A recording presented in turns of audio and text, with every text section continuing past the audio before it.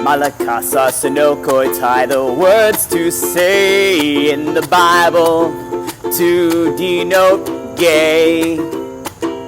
They're the words most Christians have no clue about, can pronounce or hardly say.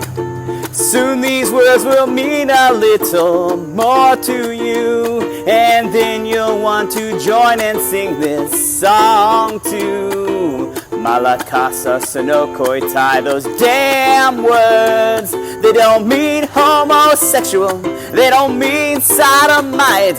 So happy Thoughtful Thursdays to you. Oh, thank you. I have way too much fun with this channel. Hello, welcome back to my Thoughtful Thursdays video channel. Please make sure you subscribe below and turn on your notifications. We've talked about the Hebrew Scriptures. We found out that they aren't against loving, consensual, and monogamous same-sex relationships. There certainly are prohibitions against certain what you might call same-sex relations, but they are not universal by any stretch of the imagination. Last week we looked at Romans, which for many are the trickiest verses to get around. And today we are going to two other texts from the Greek Scriptures. And by the end of this video, I hope to show you that as followers of Jesus, we can no longer use these verses to attack God's beautiful creation. Paul wrote the book of 1 Corinthians, and it is highly debated that he wrote 1 Timothy, rather someone writing as Paul. Now, for the sake of ease, I'm going to just refer to both of those authors as Paul. Here's a fun fact about Paul. He loved to invent words. Kind of like how Shakespeare famously just invented new words, Paul did the exact same thing. Words that never existed before, Paul was like, well, we're going to make that a word now. One of the words that has traditionally been used to condemn LGBTQ plus people is the word arsenokoitai. It was completely made up by Paul. It never existed before the Greek Scriptures in the Bible. Paul seemingly invented this word, and if we claim to care about the Bible, I should think that every one of us would want to look at this verse very carefully. Let's read these two verses right now. 1 Corinthians 6, 9 through 10. Neither fornicators, nor idolaters, nor adulterers, nor effeminate, nor homosexuals, nor thieves, nor covetous, nor drunkards, nor revilers, nor swindlers will inherit the kingdom of God. And then we find this in 1 Timothy 1, 9 and 10. Law is not made for a righteous person, but for those who are lawless and rebellious, for the ungodly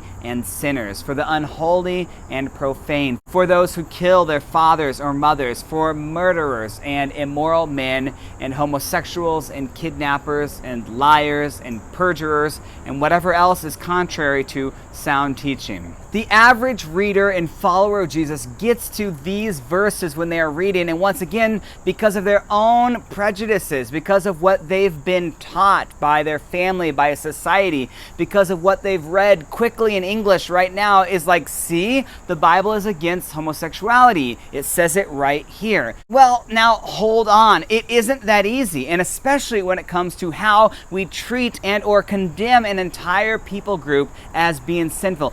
I think that we had better be darn certain what these Bible verses actually say. I care way too much about the Bible and my LGBTQ plus friends to just read this Bible verse flippantly in English and to call it case closed, and I hope that you do too.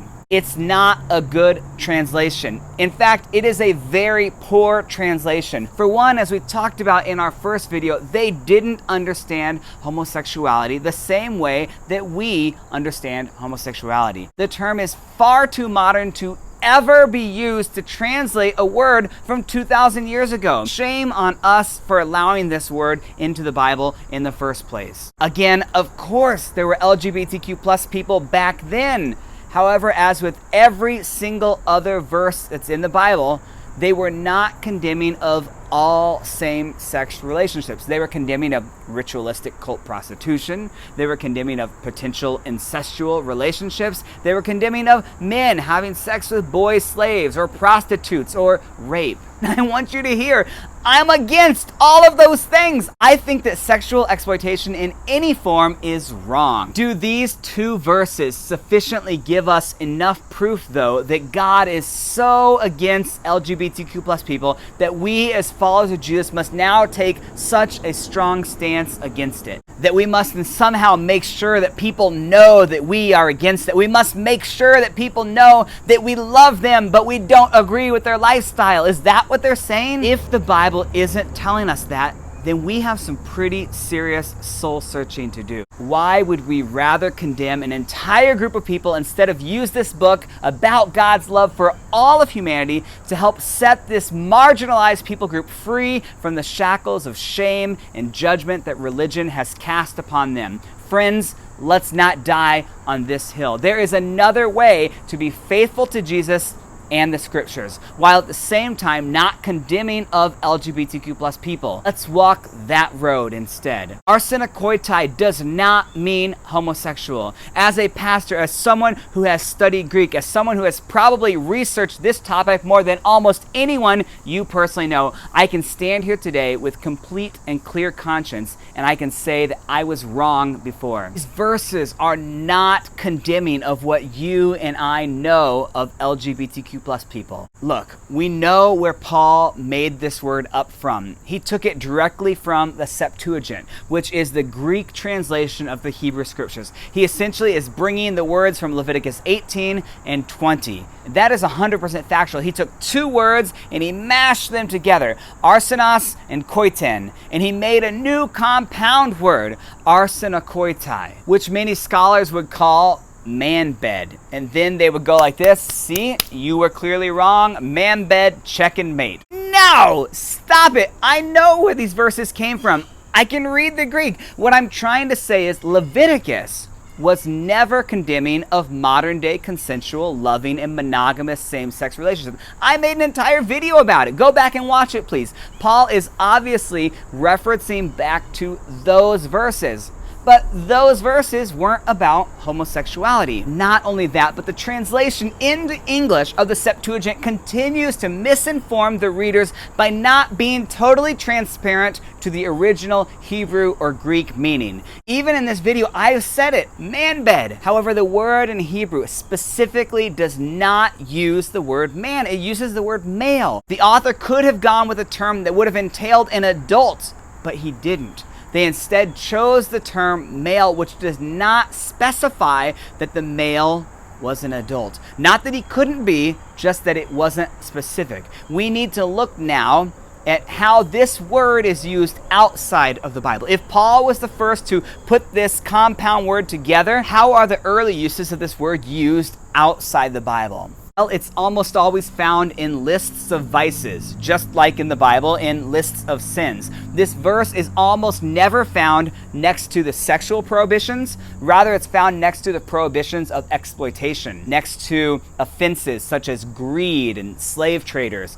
It is predominantly found towards the last of the offenses in the lists of sins, which normally relate to economic injustices rather than sexual immorality. Outside the list of vices, we find this same term being used to describe the very story of Jupiter and Ganymede, which we talked about last week in my last video, where Jupiter, who is a god, swoops down in the form of a giant eagle and he rapes Ganymede and takes him away to be his boy sex slave forever. If that's what arsenokoitai is all about, I'm against that too. Don't do that. The other word here that is often attributed with homosexual is the word malakas. It simply means soft. Now, it's often translated effeminate, and many Christians have taken this to mean that God is against all forms of homosexuality, the active and the passive. It doesn't matter if it's loving or not. The word malakas was often used as a word to describe a catamite, which was a young boy used by an older man for the purposes of sex. We've already talked about that type of relationship extensively last week. The word catamite here is quite interesting, though, especially that people would consider consider it to mean malakos. The word catamite is literally the translated word for the name Ganymede. I know, it's too perfect. The word arsenokoitai is used to describe Jupiter raping and kidnapping a young boy named Ganymede, and the word malakos is often translated as a catamite, refers back to this very same story of a young boy being sexually exploited and raped by an older man. Could it be that these two words mean just that? An older man who uses his power, his money, and his authority to exploit children? And these are the words that we use to condemn modern day loving, consensual, monogamous relationships? That's rather odd. Friends, we have to change. The interpretation of these verses to condemn LGBTQ plus people just does not work for my generation anymore. We are pushing people away for an erroneous viewpoint that we have believed for centuries. We don't want or need this cultural barrier anymore. The Bible is clearly against something here. It's against exploitation. It's against rape. It's against child slavery. It is against using your status and your money to gain sex. It's against shrine temple prostitution. It's against incest. What these verses don't touch on are loving, consensual, monogamous relationships. Next week, I want to spend a week talking about what's next for us. What do we do now with this newfound information? I've got some tips and ideas for us to help pave a way for a brighter future for the church of tomorrow. Please make sure that you subscribe and like this video so that more people get to see it. We'll see you next week, same time, same place.